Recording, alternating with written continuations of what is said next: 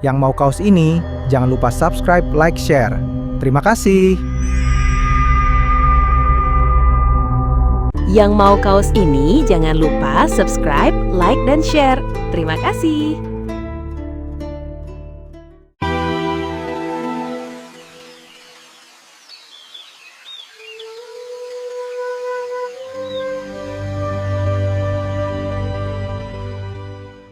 Gunung Ceremai selalu tampak anggun dari kejauhan. Puncaknya menjulang dengan kabut tipis seperti selendang putih yang tak pernah benar-benar tersingkap. Namun, bagi warga desa Palutungan, gunung itu bukan sekadar jalur pendakian. Ia adalah wilayah yang hidup, bernafas, dan menyimpan amarah bagi siapapun yang melanggar batasnya. Hardi tahu cerita itu sejak kecil. Tapi seperti kebanyakan pendaki muda, ia menganggapnya hanya mitos pengantar malam.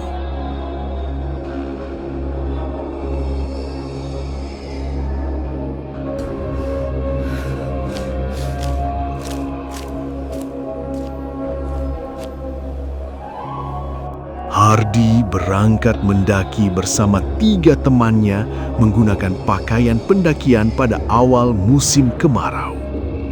Jalur Palutungan masih basah oleh sisa hujan. Tanah merah lengket di sepatu mereka. Sejak langkah pertama, perasaan Hardi terasa ganjil. Dadanya sesak tanpa sebab, seolah gunung itu sedang menatapnya. Namun, ia mengabaikannya, mengira itu hanya lelah dan sugesti.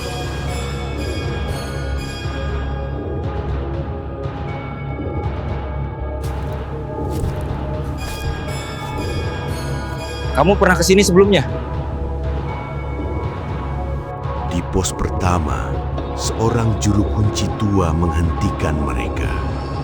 Wajahnya keriput, matanya cekung, tapi sorotnya tajam saat menatap Hardi lebih lama dari yang lain. "Kamu pernah kesini sebelumnya?" tanyanya pelan. Hardi menggeleng, tapi entah mengapa, suara angin di balik pohon pinus terdengar seperti tawa kecil yang mengenalnya.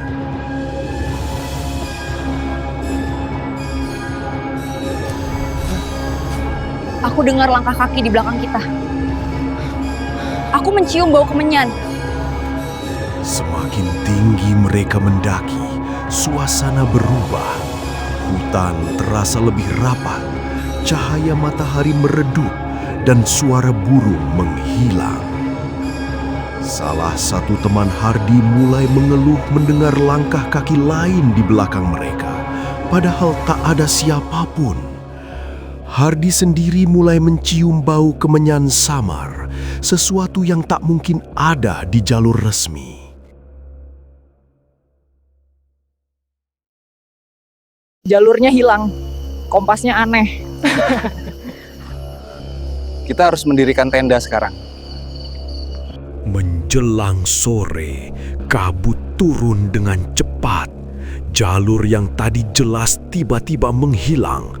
Kompas berputar liar dan penunjuk arah seperti menolak dibaca.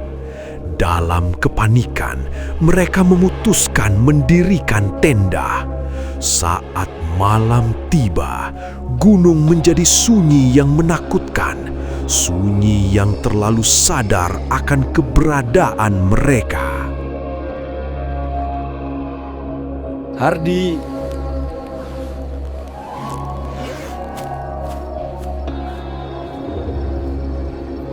di tengah malam, Hardi terbangun oleh suara seseorang memanggil namanya dari arah hutan. Suara itu mirip ayahnya yang telah lama meninggal. Dengan langkah gemetar, ia membuka tenda. Tapi yang ia lihat hanya pepohonan hitam dan kabut tebal. Ketika ia menoleh kembali, tenda salah satu temannya telah kosong, tanpa jejak, tanpa suara.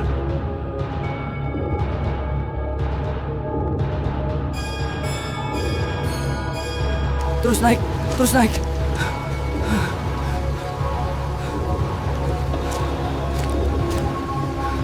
Pagi hari membawa kepanikan. Satu demi satu, teman Hardi menghilang dalam cara yang tak masuk akal.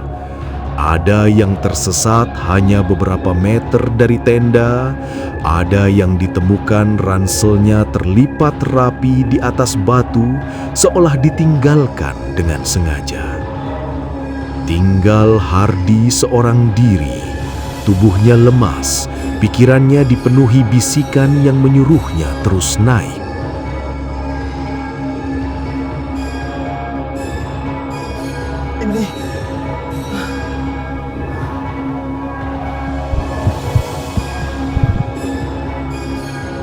Di jalur menuju puncak, Hardi melihat sesuatu yang membuat darahnya membeku. Papan kayu tua bertuliskan nama-nama pendaki yang hilang. Dan di bagian paling bawah terukir jelas nama Hardi. Ukiran itu tampak lama, usang oleh hujan dan lumut. Jantungnya berdegup keras karena tulisan itu jelas bukan baru dibuat.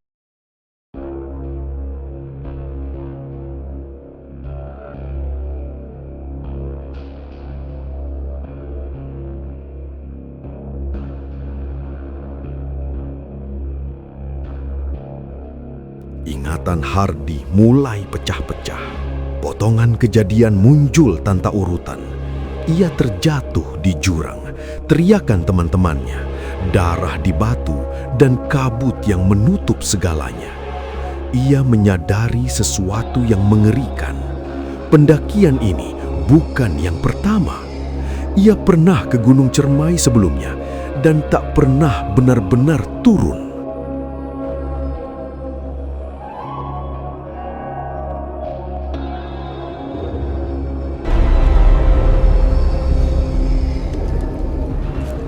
Gunung hanya mengulang cerita yang belum selesai.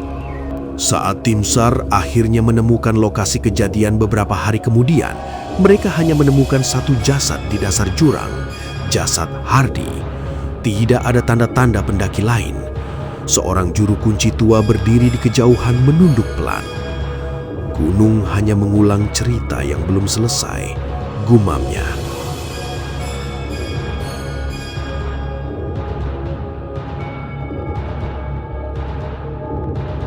Yang mau kaos ini, jangan lupa subscribe, like, share. Terima kasih. Yang mau kaos ini jangan lupa subscribe, like, dan share. Terima kasih. Di mana dia? Dia meninggalkanku. Sejak hari itu, para pendaki mengaku sering melihat seorang pria berjalan sendirian menuju puncak Gunung Cermai. Wajahnya pucat, matanya kosong, seolah mencari sesuatu yang tertinggal. Jika didekati, ia akan berbisik satu kalimat sebelum menghilang ke kabut.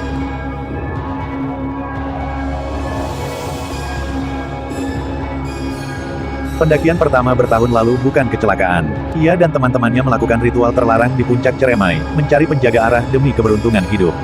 Saat kabut menelan tubuh Hardi sepenuhnya, ia akhirnya mengingat kebenaran yang selama ini disembunyikan gunung darinya. Pendakian pertama bertahun lalu bukan kecelakaan. Ia dan teman-temannya melakukan ritual terlarang di puncak Ceremai, mencari penjaga arah demi keberuntungan hidup. Namun ritual itu menuntut tumbal, dan Hardi adalah orang yang secara sadar menunjuk temannya sendiri untuk dikorbankan.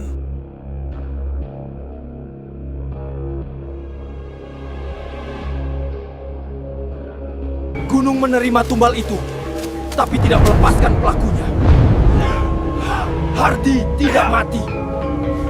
Gunung menerima tumbal itu, tapi tidak melepaskan pelakunya. Hardi tidak mati, ia terikat.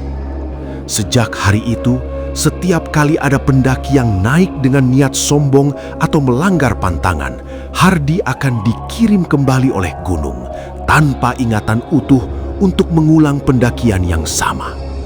Teman-teman yang menghilang bukan tersesat, mereka diambil sebagai pengganti dosa Hardy satu persatu agar hutangnya pada gunung terus dibayar dengan darah segar.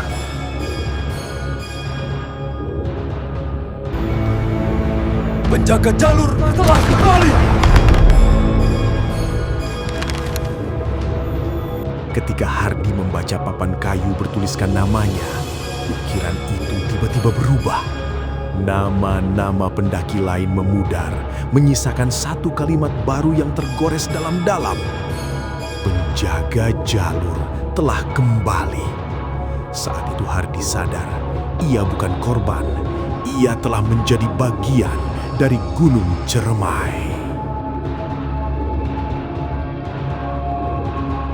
Apa yang terjadi di sini? Jasad-jasad itu menghilang. Tim SAR yang turun hari itu sebenarnya menemukan banyak jasad di sekitar jurang. Tapi anehnya, semua laporan resmi hanya mencatat satu korban, Hardy.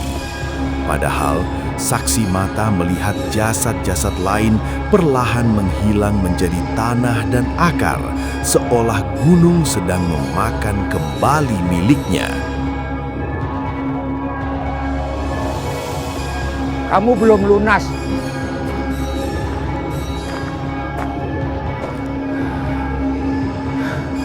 Malam setelah evakuasi, Juru Kunci Tua mendengar langkah kaki menuju puncak. Di bawah cahaya bulan, Hardy berdiri di jalur pendakian. Tubuhnya utuh, tapi bayangannya terikat pada tanah, tak bisa bergerak. "Kamu belum lunas," kata juru kunci itu lirih. Hardy tersenyum, senyum yang bukan milik manusia. Sejak saat itu, setiap pendaki yang tersesat di Gunung Ciremai akan bertemu seorang pria ramah bernama Hardy. Sejak saat itu, setiap pendaki yang tersesat di Gunung Ciremai akan bertemu seorang pria ramah bernama Hardy. Ia akan menuntun mereka ke jalur aman. Namun siapapun yang mengikutinya tak pernah tercatat turun kembali. Dan yang paling mengerikan, Gunung Ciremai tidak lagi memilih penjaga jalur. Ia memelihara Hardy sebagai pengumpul tumbal abadi. Penjaga Gunung Ciremai bukan makhluk gaib biasa, melainkan manusia pilihan. Seseorang yang pernah mengkhianati gunung, lalu dihukum untuk menjaganya selamanya. Juru Kunci Tua akhirnya membuka rahasia yang selama ini hanya dibisikkan pada tanah dan akar. Penjaga Gunung Ciremai bukan makhluk gaib biasa, melainkan manusia pilihan. Seseorang yang pernah mengkhianati gunung, lalu dihukum untuk menjaganya selamanya. Tubuhnya boleh mati, tapi rohnya akan terus dilahirkan kembali hingga gunung runtuh oleh zaman.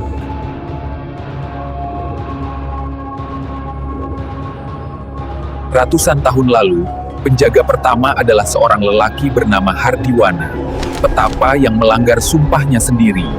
Ratusan tahun lalu, penjaga pertama adalah seorang lelaki bernama Hardiwana, petapa yang melanggar sumpahnya sendiri. Ia menjual jalur suci Ciremai kepada orang luar demi kekuasaan dan keselamatan diri. Saat dosanya terungkap, gunung tidak membunuhnya. Gunung mengikat jiwanya, menjadikannya mata, telinga, dan tangan bagi hutan yang terluka. Kutukan itu bekerja dengan kejam, namun rapi. Kutukan itu bekerja dengan kejam, namun rapi. Setiap beberapa generasi, jiwa Hardiwana akan lahir kembali sebagai manusia biasa. tanpa ingatan, tanpa tanda. Namun begitu kakinya menginjak jalur Ceremai, darahnya akan terbangun.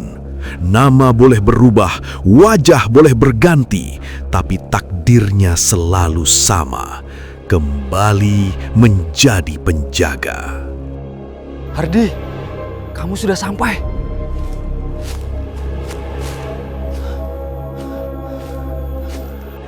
Hardi bukan kebetulan mendaki. Sejak lahir, hidupnya sudah ditarik pelan-pelan menuju gunung. Mimpi tentang kabut, suara ayahnya, dan rasa familiar yang tak bisa dijelaskan adalah panggilan dari kehidupan lamanya. Bahkan namanya, Hardi, adalah sisa pecahan dari nama asli yang tak pernah benar-benar hilang.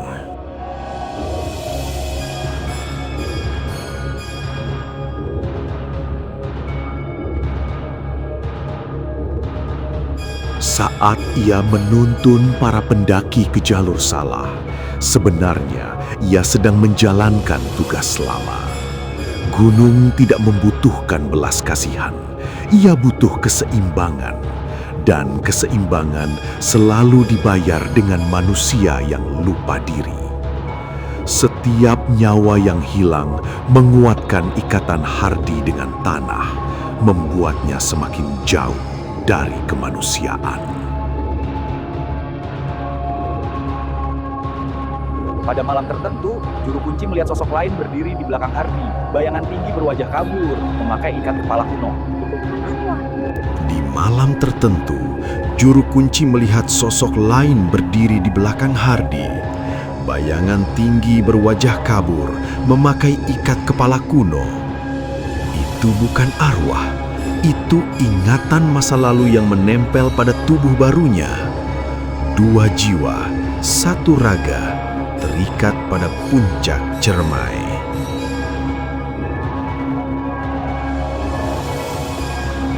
Lahir kembali, karena Gunung Ceremai tidak pernah kehilangan penjaganya. Ia hanya mengganti tubuh. Kini, setiap kali ada bayi lahir di desa sekitar gunung dengan tanda lahir menyerupai garis jalur pendakian, para tetua hanya bisa saling pandang. Mereka tahu jika suatu hari Hardi lenyap, itu bukan akhir.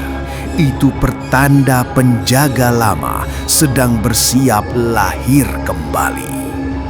Karena Gunung Ceremai tidak pernah kehilangan penjaganya. Ia hanya mengganti